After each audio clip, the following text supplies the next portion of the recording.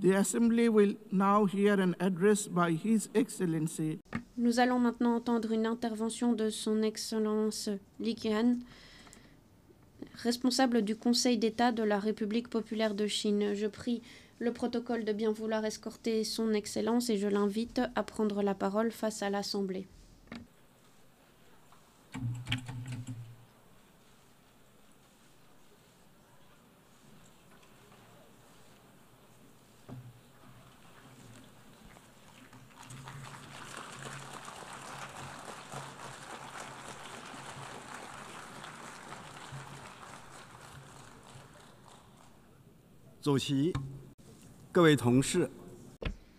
Monsieur le Président, chers collègues, Mesdames et Messieurs,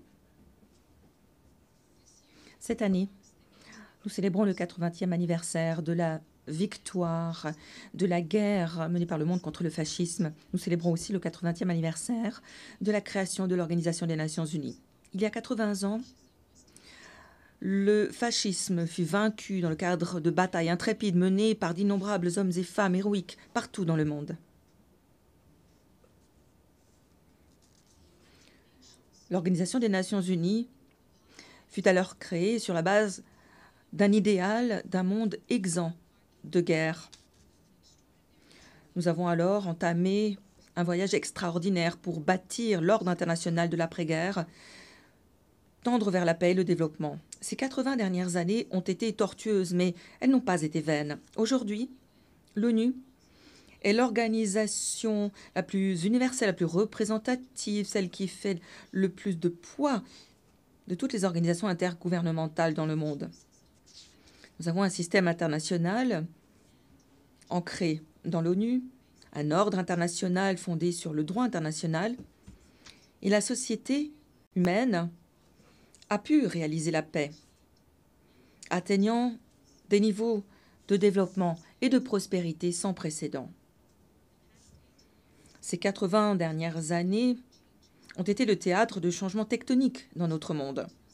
À cheval sur 2 siècles, l'humanité a fait un bond passant de l'électricité, des ordinateurs, à l'ère de l'intelligence numérique. Si le monde dans lequel nous vivons a changé du tout au tout, il est une chose qui reste inchangée, cet idéal d'en faire un lieu meilleur. Avec un certain recul, nous pouvons tirer un certain nombre d'enseignements précieux. Premièrement, la paix et le développement sont les aspirations les plus fortes partagées par les peuples de tous les pays. Après avoir vécu 2 guerres mondiales, nous ne devons jamais oublier les enseignements amers que nous avons appris dans le sang et la mort. Pendant 80 ans, le monde a été relativement pacifique et la croissance économique a été remarquable. Aujourd'hui, alors que l'on aspire plus que jamais à la paix et au développement de par le monde, c'est à notre génération qu'il revient de consolider les forces au service de la paix et du développement. Deuxièmement, la solidarité et la coopération sont les moteurs les plus puissants de progrès humain. Pendant les années féroces de la guerre menée par le monde contre le fascisme, des pays dotés de systèmes sociaux différents, aux histoires, aux cultures différentes, ont réussi à se départir de leurs différences, ont combattu côte à côte et ont gagné ensemble. Pendant les 80 années qui ont suivi, ces pays ont surmonté toute une succession de vicissitudes, telles que l'affrontement de la guerre froide, les crises financières, les pandémies mondiales, et ce en restant connectés, en travaillant de concert. Tout ceci nous prouve une chose, simple mais parlante. La solidarité bénéficie à tout un chacun, alors que la division nous tire toutes et tous vers le bas. Le chemin à parcourir peut être encore semé d'embûches, mais lorsque tous les pays agissent à l'unisson, collaborent de bonne foi, nos forces se transforment en une puissance qui nous permet de faire face à tous les vents contraires et de surmonter tous les obstacles. Troisièmement, l'équité et la justice sont les valeurs les plus importantes défendues par la communauté internationale. L'histoire ne cesse de nous rappeler que lorsque règne la loi du plus fort, le monde risque la division et la régression. Si l'on devait revenir à la loi de la jungle, si les faibles devaient redevenir la proie des plus forts, la société humaine serait confrontée à davantage de bains de sang et de brutalité. En tant que membres de la famille du monde, nous devons défendre la justice, tout en défendant nos propres intérêts. Cela vaut tout particulièrement pour les plus grands pays. Mais ce n'est que lorsque tous les pays, quelle que soit leur taille, sont traités sur un pied d'égalité, que le multilatéralisme est réellement pratiqué, que les droits et les intérêts de toutes les parties peuvent être protégés. Aujourd'hui, le monde vit une ère de turbulence, de transformations nouvelles.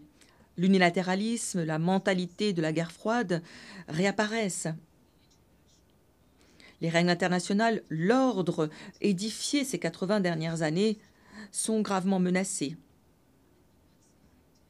Le système international, jadis efficace, est constamment mis à mal. Les différents problèmes qui en découlent sont bouleversants, inquiétants. Une fois encore, l'humanité est à la croisée des chemins. Quiconque se soucie de l'état du monde se demandera, mais pourquoi nous, humains, après avoir surmonté bien des épreuves, n'avons-nous pas pu adopter une conscience, une rationalité meilleure? Pourquoi ne nous traitons-nous pas avec gentillesse? Pourquoi ne cohabitons-nous pas dans la paix? Comment, face à des incidents aussi déplorables que les catastrophes humanitaires, pouvons-nous fermer les yeux face aux atrocités qui piétinent ouvertement les principes d'équité et de justice? Comment pouvons-nous rester les bras croisés? Comment pouvons-nous, face à une hégémonie éhontée, face à l'intimidation, comment pouvons-nous rester silencieux et soumis par peur des plus forts? Comment avons-nous pu laisser la passion ardente, le dévouement des pères fondateurs de l'ONU disparaître tout simplement dans les livres d'histoire?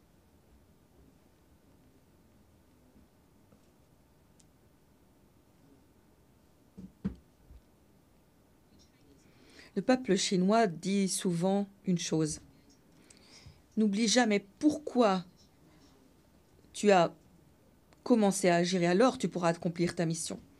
En arrivant au siège de l'ONU, cette année, j'ai vu, flottant au vent, plus de 190 drapeaux devant le bâtiment.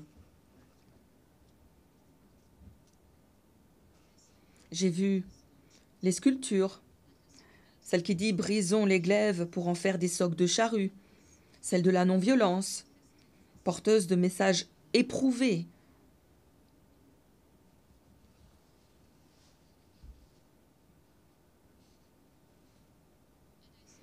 J'ai vu des membres du personnel venus de différentes régions, de différentes races, à la couleur de peau différente, des membres du personnel collaborant pour réaliser les objectifs communs de l'humanité. Ce que j'ai vu m'a fait réfléchir. Ces personnes, ces objets, ces scènes qui incarnent la paix, le progrès et le développement sont précisément la raison pour laquelle nous choisissons de célébrer la victoire. Ces personnes sont ceux qui nous inspirent, nous poussent à aller de l'avant, main dans la main. Peut-être ne pouvons-nous pas revenir en arrière et revivre la victoire, mais nous pouvons indéniablement créer ensemble un avenir meilleur.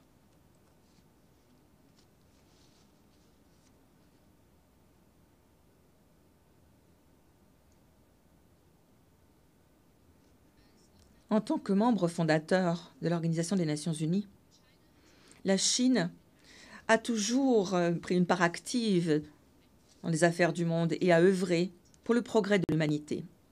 Au fil des ans, le président Xi Jinping a prôné une vision passant par la création d'une communauté reposant sur un avenir partagé pour l'humanité, a lancé l'initiative pour le développement mondial, l'initiative pour la sécurité mondiale, l'initiative pour la civilisation mondiale, l'initiative pour la gouvernance mondiale, partageant la sagesse, les solutions de la Chine pour faire face aux transformations et aux défis urgents de notre monde. L'initiative pour la gouvernance mondiale proposée lors du sommet de Tianjin de l'Organisation de la coopération de Shanghai au début de ce mois atteste des principes d'égalité souveraine, du respect de l'état de droit international, défend le multilatéralisme, l'approche axée sur l'humain et met l'accent sur la prise de mesures réelles. Tout ceci va dans le bon sens et nous donne le moyen de bâtir un système de gouvernance mondiale plus juste, plus équitable.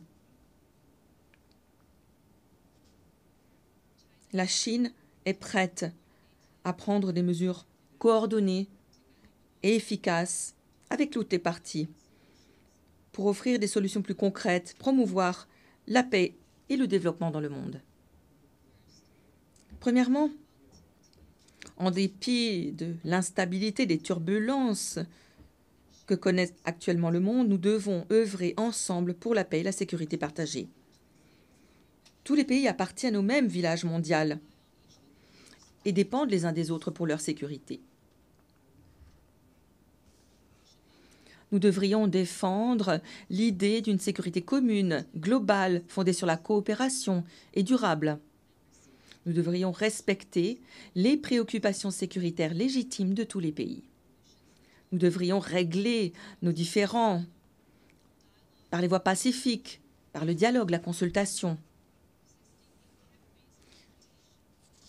Persister dans nos confrontations reposant sur des camps ou recourir à la force ne fait qu'éloigner la paix. La Chine a toujours été un ardent défenseur de la paix et de la sécurité dans le monde. La Chine est le deuxième contributeur du budget du maintien de la paix de l'ONU et le premier fournisseur de casques bleus parmi les membres permanents du Conseil de sécurité. La Chine travaille activement à la promotion des pourparlers de paix sur des questions épineuses telles que la crise en Ukraine et le conflit palestino-israélien. La Chine continuera de jouer un rôle constructif à l'heure de promouvoir le règlement politique de ces questions. Deuxièmement, sur fond de croissance mondiale faible, nous devons redynamiser la coopération et tendre vers des résultats qui bénéficient à toutes les parties. Une des principales causes de ce marasme économique actuel est la montée en puissance des mesures protectionnistes unilatérales, notamment l'augmentation des droits de douane, l'imposition de murs, d'obstacles.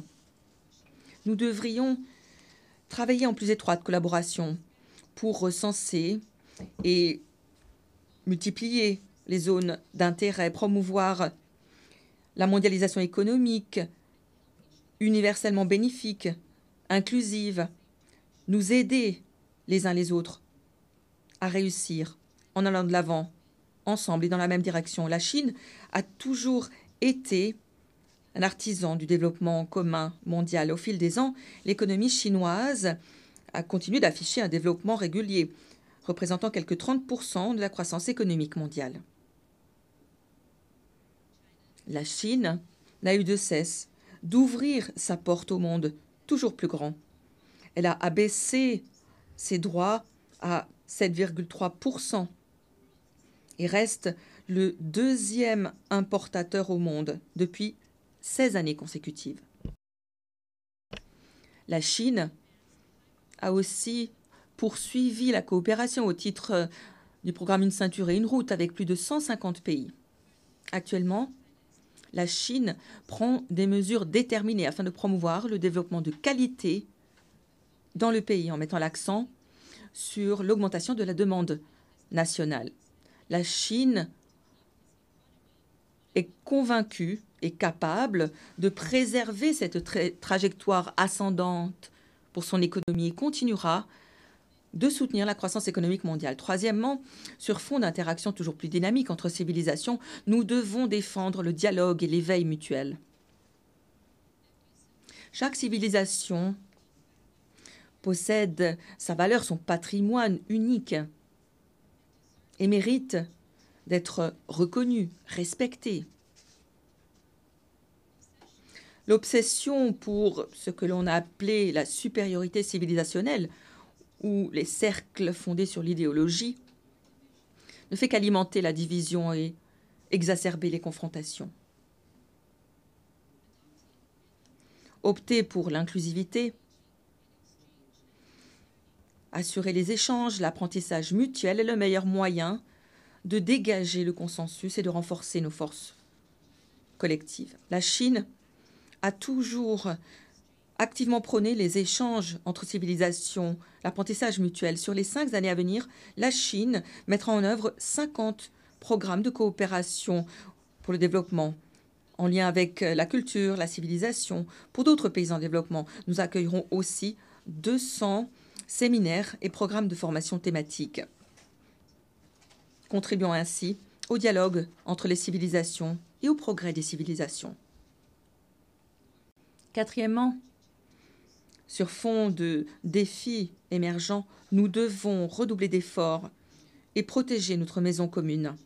Les changements climatiques représentent un défi de taille pour chacune d'entre nous. Nous devrions défendre le principe de responsabilité commune mais différenciée, promouvoir l'application effective de l'accord de Paris et renforcer la collaboration internationale autour de l'économie verte. Ces dernières années, les technologies telles que l'intelligence artificielle, les communications en réseau, la biofabrication ont rapidement progressé. Ces nouvelles technologies sont source d'avantages, certes, mais aussi de risques potentiels. Nous devrions respecter le principe du développement axé sur l'humain. La technologie doit être au service du bien. Nous devons partager les avantages, améliorer les règles de la gouvernance plus rapidement et renforcer la coopération pour la gouvernance mondiale, de sorte que le progrès technologique bénéficie réellement à l'humanité. La Chine a toujours été un acteur responsable sur la scène mondiale. Nous sommes attachés au développement vert à faible intensité de carbone et avons ainsi créé le système fondé sur les énergies renouvelables qui se développe le plus rapidement au monde. Nous avons bâti une chaîne d'industrie énergétique la plus vaste et avons annoncé nos contributions déterminées au niveau national pour 2035 qui couvrent tous les secteurs économiques et tous les gaz à effet de serre. La Chine a lancé une initiative pour la gouvernance mondiale de l'intelligence artificielle et a prôné l'établissement d'une organisation mondiale pour la coopération en matière d'intelligence artificielle. Dans le cadre de cette 80e session de l'ONU, nous allons présenter les échantillons de terre lunaire que nous avons prélevés sur la Lune grâce à l'opération Chang'e 6. Pour l'avenir, nous prendrons des mesures plus proactives et travaillerons avec toutes les parties pour améliorer la gouvernance mondiale dans les domaines pertinents. Chers collègues, la Chine est prête à travailler avec tous les membres pour préserver la capacité, l'autorité de l'ONU, préserver les buts et principes consacrés dans la Charte des Nations Unies. Nous soutiendrons les réformes de l'ONU pour en améliorer l'efficacité, renforcer ses capacités d'exécuter son mandat. Nous prônerons toujours pour une meilleure représentation des pays en développement. La Chine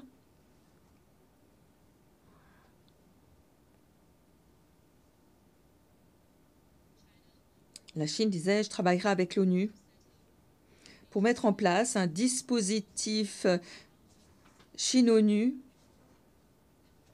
pour le développement sud-sud et mondial. Nous allouerons 10 millions de dollars à son budget.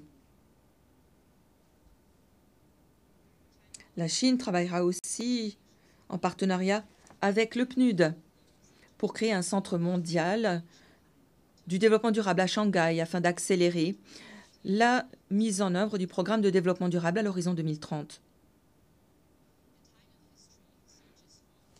L'histoire continue d'avancer. Nous poursuivons notre chemin avec détermination et à l'avenir, la Chine continuera de tout mettre en œuvre pour contribuer à la paix et au développement dans le monde. Nous espérons pouvoir travailler avec le reste du monde pour défendre les idéaux de l'ONU, porter haut et fort l'esprit du multilatéralisme, mettre en œuvre activement les 4 initiatives mondiales et avancer vers cet objectif louable de communauté reposant sur un avenir commun pour faire de notre monde un lieu plus harmonieux, plus beau. Je vous remercie.